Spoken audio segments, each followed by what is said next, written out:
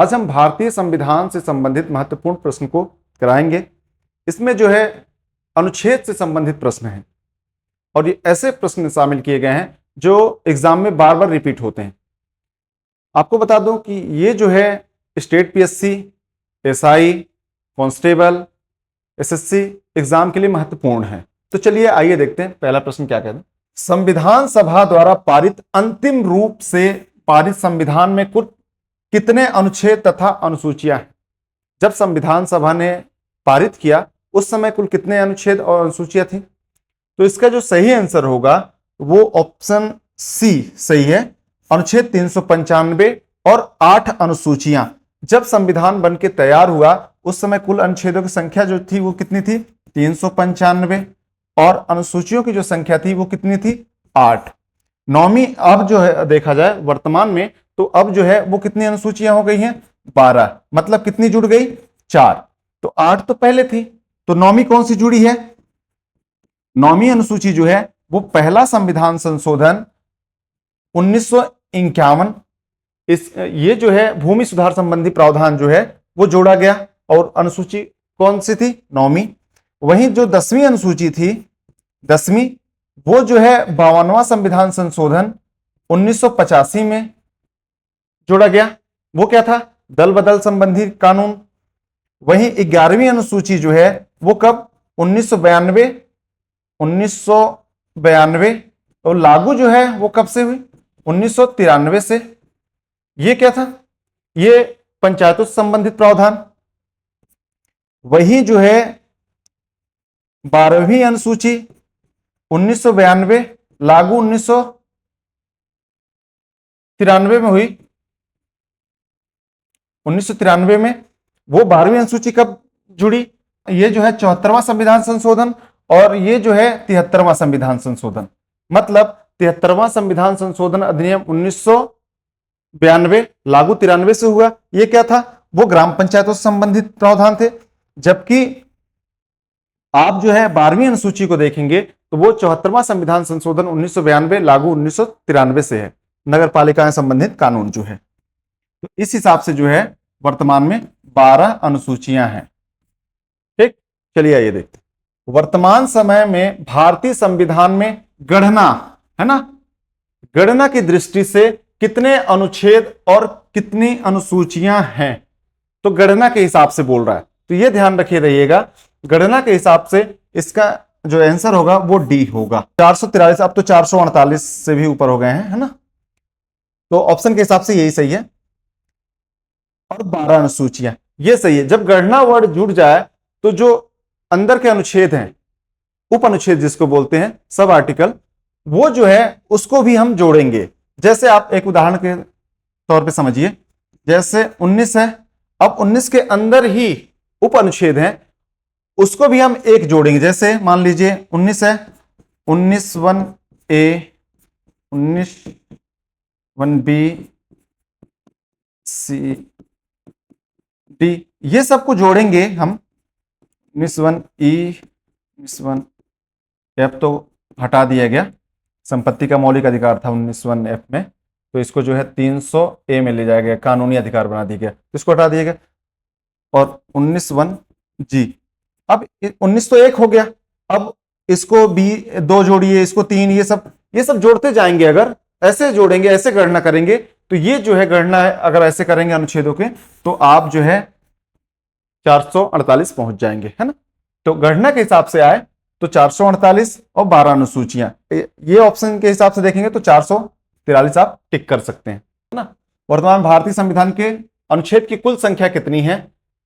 तो इसका ऑप्शन के हिसाब से देखेंगे तो ऑप्शन बी सही है, 395। मैं बता चुका हूं, जब गणना वर्ड बोले तो जाके फिर आपको 395 से ऊपर जाना है। गणना नहीं बोल रहा है तो अभी भी 395 अनुच्छेद ही हैं, है ना। आप पीछे देखेंगे तो बोलेंगे 448 बता रहे थे, 443 बता रहे थे, तो गणना वर्ड जुड़ेगा तब वो हम बताएंगे। तो इसका सही आंसर ये है। संविधान के किस अनुच्छेद में यह अंकित है कि इंडिया अर्थात भारत राज्यों का एक संघ होगा? तो इसका उल्लेख जो है ऑप्शन ए अनुच्छेद 1 में किया गया है ना। भारत राज्यों का संघ होगा, इसका उल्लेख जो है अनुच्छेद एक में। संविधान के अनुच्छेद 1 में भारत को क्या कहा गया है? परिसंघ, ये गलत है। बी महासंघ, ये भी गलत है। परिसंघ प्रबल एकात्मक आधार के साथ, गलत है। इसका सही आंसर होगा राज्यों का संघ। अभी आपको पिछले प्रश्न में ही बताया कि भारत अर्थात इंडिया राज्यों का संघ होगा, तो ये जो है इसका सही आंसर होगा डी, राज्यों का संघ। भारतीय संविधान के किन अनुच्छेदों में नागरिकता संबंधी प्रावधान है? नागरिकता संबंधी प्रावधान बता रहा है ना। अनुच्छेद 1 से लेके 5 तक, गलत है। बी अनुच्छेद 5 से लेके 11 तक, तो इसका आंसर जो है वो बी होगा, अनुच्छेद 5 से लेके 11 तक। अगर प्रश्न आता है कि नागरिकता संबंधी प्रावधान किस भाग में है, तो भाग 2, भाग 2। और अनुच्छेद कहां से कहां तक है? 5 से लेके 11 तक। और अनुच्छेद 12 से लेके 35 तक क्या है? मौलिक अधिकार है, मौलिक अधिकार। वहीं अनुच्छेद 36 से लेके 51 तक क्या है? वो जो है राज्य के नीति निर्देशक तत्व। भारतीय संविधान के किस अनुच्छेद के अंतर्गत नागरिकों को मौलिक अधिकार प्रदान किए गए हैं? पहला ऑप्शन गलत है, दूसरा सही। 12 से लेके 35 तक, और भाग पूछे तो भाग 3 में। इसका सही आंसर जो है ये बी होगा। नौकरियों तथा शैक्षणिक संस्थाओं में समाज के कमजोर वर्ग के लिए आरक्षण उपलब्ध कराने के लिए केंद्र सरकार को संविधान का कौन सा अनुच्छेद अधिकार प्रदान करता है? मतलब नौकरियों में आरक्षण की व्यवस्था जो है वो कौन सा अनुच्छेद करता है? तो पहला ऑप्शन जो है अनुच्छेद 14, ये गलत है। अनुच्छेद 16 ये सही है, अनुच्छेद 16। लोक नियोजन में अवसर की समानता की बात जो है अनुच्छेद 16 कहता है। यहीं पास जो है शैक्षणिक संस्थाओं और जो है नौकरियों में आरक्षण की व्यवस्था की गई है। आप देखेंगे अनुच्छेद 14, तो अनुच्छेद 14 जो है विधि के समक्ष समता और समान संरक्षण की बात करता है। वहीं अनुच्छेद जो है 17 अस्पृश्यता के अंत की बात करता है। चलिए आइए देखते हैं आगे। भारतीय संविधान के किस अनुच्छेद द्वारा अस्पृश्यता, छुआछूत को समाप्त किया गया है? इसका आंसर तो मैं पहले ही दे दिया हूं इससे पहले वाले प्रश्न में। Option A 16, option B 18, option C 17, option D 15। तो इसका सही आंसर जो होगा वो अनुच्छेद 17, अस्पृश्यता के अंत की बात जो है अनुच्छेद 17 में की गई है। वहीं अनुच्छेद 16 जो है वो क्या कहता है? लोक नियोजन में अवसर की समानता, जैसे मैं पहले बता चुका हूं। अनुच्छेद 18 जो है वो उपाधियों के अंत की बात करता है। वहीं अनुच्छेद 15 जो है वो धर्म, मूल, वंश, जाति, लिंग या फिर जन्म स्थान के आधार पर विभेद का प्रतिषेध, मतलब भेदभाव को रोकने की बात करता है। इसका सही आंसर इस प्रश्न का आंसर जो है वो सी, अनुच्छेद 17 जो है वो छुआछूत की अंत की बात करता है। भारतीय संविधान का कौन सा अनुच्छेद राष्ट्रपति पद के लिए पुनः निर्वाचन की योग्यताएं निर्धारित करता है? मतलब सीधी बात समझिए कि अगर कोई व्यक्ति राष्ट्रपति के पद पर है और फिर जो है वो दोबारा चुनाव लड़ना चाहता है, मतलब कि एक बार उनकी जो कार्यकाल है वो समाप्त हो गए, फिर तो वो दोबारा राष्ट्रपति बन सकते हैं। तो हाँ, अगर वो चुनाव लड़े, जीतते हैं तो दोबारा बन सकते हैं। उसके लिए कोई रोकने या फिर उसके रोकने का कोई प्रावधान नहीं है संविधान में। मतलब एक व्यक्ति कई बार राष्ट्रपति बन सकता है, ये बात समझिएगा। प्रश्न समझते हैं। भारतीय संविधान का कौन सा अनुच्छेद राष्ट्रपति के पद के लिए पुनः निर्वाचन की योग्यताएं निर्धारित करता है? अनुच्छेद 352, अनुच्छेद 354, अनुच्छेद 355, अनुच्छेद 357। इसका सही आंसर जो होगा वो डी है, अनुच्छेद 357। राष्ट्रपति के पुनर्निर्वाचन की जो पात्रता या फिर क्या है योग्यताएं हैं, उसका निर्धारण जो है अनुच्छेद 17 करता है, 57 करता है। मतलब पुनर्नियुक्ति के पात्र होंगे राष्ट्रपति, यह अनुच्छेद 57 बताता है। अनुच्छेद 52 में क्या है? भारत का एक राष्ट्रपति होगा। अनुच्छेद 54 में क्या है? राष्ट्रपति का निर्वाचक मंडल, मतलब राष्ट्रपति के चुनाव में कौन कौन भाग लेंगे। वहीं अनुच्छेद 55 में है राष्ट्रपति के निर्वाचन की रीति। तो कुल मिला के ये जो जितने अनुच्छेद हैं उनको हमने देख लिया। आगे चलते हैं। अब भारत का संविधान स्पष्ट प्रेस की आजादी की व्यवस्था नहीं करता है, स्पष्ट नहीं है। किंतु यह आजादी अंतर्निहित है। किस अनुच्छेद में जो है वो अंतर्निहित है, शामिल है? तो इसका सही आंसर जो होगा अनुच्छेद सी, वाक अभिव्यक्ति की स्वतंत्रता, अनुच्छेद 19(1)(a) में है। तो हम देखें कि अनुच्छेद 19(1) का ए जो है वो प्रेस की स्वतंत्रता की बात करता है। मतलब जो हम वाक अभिव्यक्ति की स्वतंत्रता, जो हमारे अंदर बातें आ रही हैं उसको हम अपने जो है सामने एक्सप्लेन कर सकते हैं, है ना, वही बातें यहां बताई गई हैं। तो इसी में जो है प्रेस की आजादी निहित है।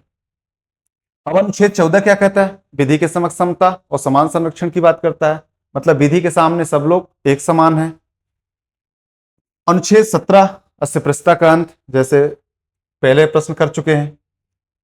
वहीं जो है अनुच्छेद 24 है वो कारखानों में बालकों के नियोजन के से प्रतिषेध की बात करता है। मतलब जो कारखाने हैं वहां पास जो है 14 वर्ष से कम आयु के बालक जो है वहां काम नहीं करेंगे, उसको रोकने की बात करता है अनुच्छेद 24।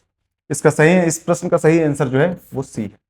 मौलिक अधिकार के अंतर्गत कौन सा अनुच्छेद बच्चों के शोषण से संबंधित है? तो मौलिक अधिकार का उल्लेख किस भाग में है? तो भाग 3 में, भाग 3। और अनुच्छेद कहां से कहां तक है? अनुच्छेद 12 से लेके 35 तक के बीच में जो है मौलिक अधिकारों का उल्लेख किया गया है। तो यहां प्रश्न है मौलिक अधिकार के अंतर्गत कौन सा अनुच्छेद बच्चों के शोषण से संबंधित है? तो अनुच्छेद 24। अनुच्छेद 24 जो है वो कारखानों में बालकों के शोषण को रोकता है। मतलब सीधी बात बताई गई है कि जो खतरनाक इंडस्ट्री है उसमें 14 वर्ष से कम आयु के बालक का जो है वो उसमें जो है नियोजन नहीं किया जाएगा, उसमें कार्य के लिए नहीं लगाया जाएगा। उससे ये अनुच्छेद जो है रोकता है। भारतीय संविधान के किस अनुच्छेद में अल्पसंख्यकों के हितों के संरक्षण की व्यवस्था की गई है? तो अनुच्छेद 32, अनुच्छेद 29, अनुच्छेद 19, अनुच्छेद 14। तो इसका सही आंसर जो होगा वो अनुच्छेद 29 है ना। जो अल्पसंख्यक है उनके हितों का संरक्षण की बात की गई है।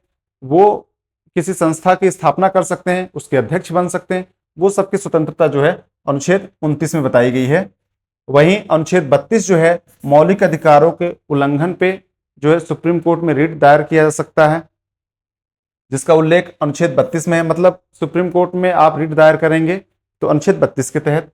वहीं अनुच्छेद 19 आपको बता दिया हूं कि इसमें जो है 7 मौलिक अधिकार थे, जिसको जो है संपत्ति के मौलिक अधिकार को हटा दिया गया।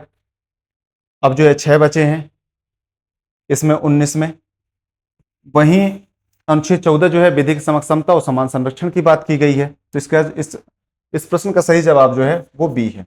कौन से अनुच्छेद के अंतर्गत भारत का सर्वोच्च न्यायालय नागरिकों के मौलिक अधिकारों की रक्षा करता है? इसका आंसर तो मैं पिछले प्रश्न में ही दे दिया हूं। तो चलिए आइए देखते हैं। अनुच्छेद 74, अनुच्छेद 61, अनुच्छेद 54, अनुच्छेद 32। इसका सही आंसर जो है वो अनुच्छेद 32। अगर किसी व्यक्ति के मौलिक अधिकारों को उल्लंघन होता है तो डायरेक्ट सुप्रीम कोर्ट जा सकते हैं। अनुच्छेद 32 जो है उनको ये अधिकार प्रदान करता है। तो इसका सही आंसर होगा अनुच्छेद डी। भारतीय संविधान के किन अनुच्छेदों में राज्य के नीति निर्देशक तत्वों का उल्लेख है? इसका सही आंसर जो होगा वो सी है, अनुच्छेद 36 से ले 51 तक। और भाग जो है वो 4 है। भाग 4 जो है राज्य के नीति निर्देशक तत्वों की बात करता है। और अनुच्छेद कहां से कहां तक? तो अनुच्छेद जो है 36 से लेके 51 तक। भारतीय संविधान के अंतर्गत कल्याणकारी राज्य की अवधारणा निम्नलिखित में से किस अनुच्छेद में वर्णित है? तो इसका जो सही आंसर होगा वो 39 है ना। अगर लोक कल्याणकारी राज्य की स्थापना पूछे तो 38 है, लेकिन यहां पास पूछ रहा है कल्याणकारी राज्य की अवधारणा की बात कर रहा है। तो वो जो है उल्लेख जो है, भारतीय संविधान का कौन सा अनुच्छेद राज्य सरकारों को ग्राम पंचायत के गठन का निर्देश देता है? इसका जो सही आंसर होगा वो ऑप्शन डी, अनुच्छेद 40। 42वें संशोधन द्वारा संविधान के किस अनुच्छेद में मौलिक कर्तव्य को जोड़ा गया? तो मौलिक कर्तव्य को जो है अनुच्छेद 51 का में जोड़ा गया। मूल संविधान में जो है वो मौलिक अधिकार नहीं था, इसको जो है 42वां संविधान संशोधन अधिनियम 1976 में जोड़ा गया है स्वर्ण सिंह समिति के अनुशंसा पे, और वर्तमान में जो है वो 11 मौलिक कर्तव्य हैं। अगला, भारतीय संविधान के किस अनुच्छेद में मौलिक कर्तव्यों की चर्चा की गई है? किस अनुच्छेद में की गई है? तो 51 का, अनुच्छेद 51 क में या फिर 51 ए। संघ की कार्यपालिका शक्ति राष्ट्रपति में निहित होगी जिसका प्रयोग वह स्वयं या अपने अधीनस्थ अधिकारियों के द्वारा करेगा। यह बात कहां लिखी है? तो पहला है अनुच्छेद 51, दूसरा अनुच्छेद 52, तीसरा अनुच्छेद 53 और चौथा जो है अनुच्छेद 54। तो अनुच्छेद 52 जो है वो क्या कहता है कि भारत का एक राष्ट्रपति होगा। वहीं अनुच्छेद जो 53 है वो क्या कहता है? संघ की कार्यपालिका शक्ति राष्ट्रपति में निहित होगी जिसका प्रयोग वह स्वयं या फिर अपने अधीनस्थों के माध्यम से वो कराएंगे, जिसका उल्लेख जो है 53 में है। तो इसका सही आंसर जो होगा ऑप्शन सी है, अनुच्छेद 53। वहीं अनुच्छेद 54 जो है वो राष्ट्रपति के निर्वाचक मंडल की बात करता है कि राष्ट्रपति के निर्वाचन में कौन कौन भाग लेगा। ठीक है, तो लोकसभा, राज्यसभा और राज्यों के जो है विधानसभाओं के निर्वाचित सदस्य जो हैं वो चुनाव में भाग लेंगे, बाकी नहीं लेंगे।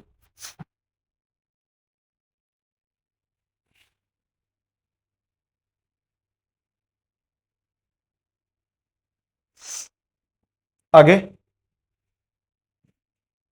भारत के संविधान के किस अनुच्छेद के अंतर्गत भारत के राष्ट्रपति पर महाभियोग चलाया जा सकता है? तो इसका सही आंसर जो होगा वो ऑप्शन ए, अनुच्छेद 61। महाभियोग की जो प्रक्रिया है वो अनुच्छेद 61 में बताई गई है कि अगर जो है राष्ट्रपति के ऊपर महाभियोग लगाना है तो वो उसका उल्लेख कहाँ है? अनुच्छेद 61 में। और राष्ट्रपति अपने पद से महाभियोग लगाने के बाद जो अपने पद से हट जाएंगे वो कहाँ लिखा है? 56(1) का बी में। ठीक है, मतलब प्रक्रिया पूछे तो 61 में है। अगर ये कहा जाएगा कि राष्ट्रपति जी के ऊपर जो है महाभियोग लाया जाता है और महाभियोग पास हो जाता है, वो हट जाते हैं पद से, तो हटेंगे पद, तो उसका उल्लेख कहाँ लिखा है? वो 56(1) का बी। लेकिन प्रक्रिया महाभियोग की जो बताई गई है वो 61 में बताई गई है। संविधान के किस अनुच्छेद में उपराष्ट्रपति पद का प्रावधान किया गया है? तो अनुच्छेद 52, ये गलत है क्योंकि यहां पास तो राष्ट्रपति का उल्लेख है। अनुच्छेद 53, ये भी गलत है क्योंकि यहां पर संघ की कार्यपालिका शक्ति राष्ट्रपति में निहित होगी, वो लिखा है, तो ये ऑप्शन गलत हो गया। वहीं अनुच्छेद 63 में जो है वो जो है उपराष्ट्रपति के पद का प्रावधान अनुच्छेद 63 में किया गया है। इसका सही आंसर जो होगा वो 63 है। वहीं अनुच्छेद 76 में जो है वो महान्यायवादी का उल्लेख है।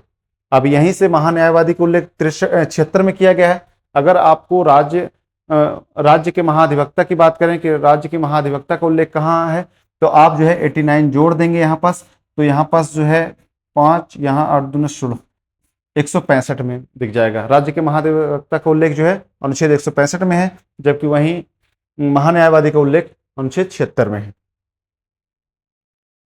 अगला प्रश्न,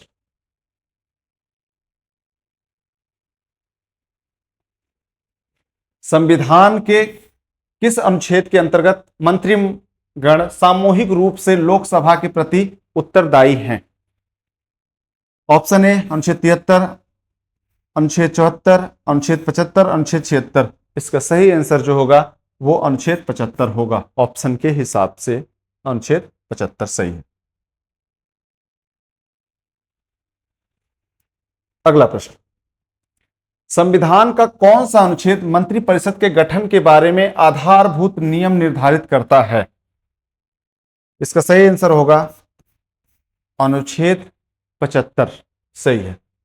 भारत के महान्यायवादी की नियुक्ति से संबंधित अनुच्छेद कौन सा है? तो इसका सही आंसर जो होगा अनुच्छेद 76। तो इसका सही आंसर जो है वो ऑप्शन सी सही है। कौन सा अनुच्छेद संसद के 2 अधिवेशनों के बीच 6 माह के अंतराल की अनिवार्यता का उल्लेख करता है? तो इसका सही आंसर जो होगा अनुच्छेद जो है वो 85 है। ऑप्शन डी सही है। राष्ट्रपति संविधान के किस अनुच्छेद के अंतर्गत लोकसभा को भंग कर सकता है? इसका सही आंसर जो है वो अनुच्छेद जो है वो 85 है। ऑप्शन ए सही है। संविधान के किस अनुच्छेद द्वारा संसद की संयुक्त बैठक का प्रावधान किया गया है ना? किस अनुच्छेद में है संयुक्त बैठक? जब लोकसभा और राज्यसभा में गतिरोध हो जाए, कोई जो है बहुत विशेष मुद्दा है, उसको पास होना जरूरी है देश हित में, तो जब लोकसभा राज्यसभा में मतभेद होता है, वो जो है मान लीजिए लोकसभा में पास हो गया, राज्यसभा में पास नहीं हो पा रहा, या राज्यसभा से पास हो गया, लोकसभा में पास नहीं हो पा रहा, और ये देश हित का मुद्दा है, तो उसके लिए जो है वो संयुक्त बैठक बुलाई जाती है, जिसका उल्लेख जो है वो अनुच्छेद 108 में किया गया है। इसका सही आंसर जो होगा वो बी सही है। लोकसभा एवं राज्यसभा के संयुक्त अधिवेशन के विषय में प्रावधान संविधान के किस अनुच्छेद में किया गया है? तो पहले बता दिया हूं कि लोकसभा और राज्यसभा के संयुक्त अधिवेशन का प्रावधान जो है किस अनुच्छेद में किया गया है? तो अनुच्छेद 108 में किया गया है। इसका सही आंसर जो होगा वो बी है, 108।